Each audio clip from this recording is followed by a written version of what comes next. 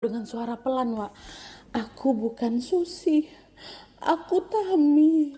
Tolong Tami, Tami belum meninggal. Kok kayak gitu? Di situ aku sama keluargaku tahu Bi Susi ini lagi kesurupan arwahnya Tami. Bi Susi ini nggak kenal loh sama Tami. Kok bisa dia ngomong aku Tami gitu? Dengan gemetar Rani pun berusaha mendekat ke arahnya Bi Susi sambil bilang, Tami, astagfirullah Tami, ini betulan kamu Tami. Kenapa kamu bisa kayak gini? Kenapa kamu ganggu bibiku? Mendengar itu, sosok Tami yang merasuki Bi Susi ini tidak merespon apa-apa. Wak, dia malah bilang, Tami pengen pulang, Tami pengen pulang. Katanya kayak gitu. Gitu terus Wak berkali-kali, Tami pengen pulang. Dan selang beberapa saat kemudian Bi Susi ini pun jatuh pingsan. Nah, khawatir terjadi apa-apa sama Bi Susi, ayahnya Tami ini berinisiatif untuk memanggil salah satu orang pintar yang ada di kampung mereka. Wak, kita sebut aja lah namanya Mbah Nanang ya.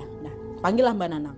Sesampainya di rumah Rani, Wak, Mbah Nanang ini meminta Rani untuk mengambil bawang putih sama juga bawang merah.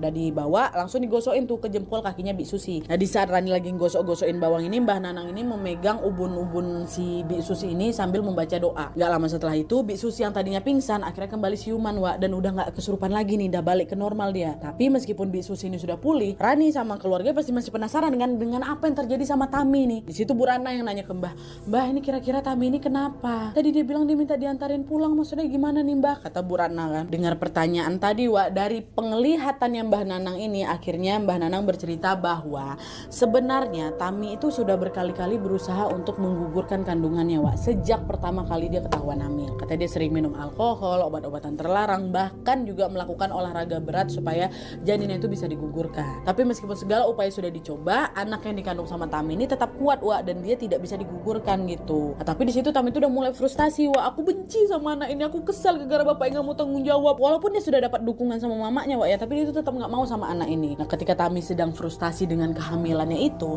di saat yang sama, salah satu temannya, teman Tami yang dari circle barunya itu ngajak dia pergi ke dukun langganan yang buat apa? Buat menggugurkan kandungan, dukun langganan loh. Berarti kan sebelum dia pernah kesana kan? Ini kawan di circle barunya nih.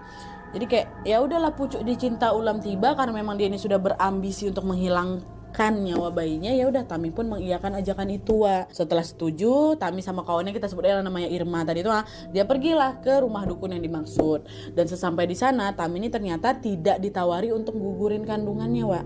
Tapi dia itu malah ditawari untuk menjual janin yang dikandungnya untuk dijadikan tumbal pesugihan. Karena waktu itu Tami lagi gelap mata, dia ingin hilangin nyawa bayinya, Wak. Ya udah, dia pun setuju aja. Dan setelah Tami itu setuju, ya udah, dukun itu pun segera langsung melakukan ritual pengambilan janin dengan cara goib. Tapi ketika ritual itu sedang dijalankan, ada salah satu peraturan yang dilanggar sama Tami rupanya, Wak.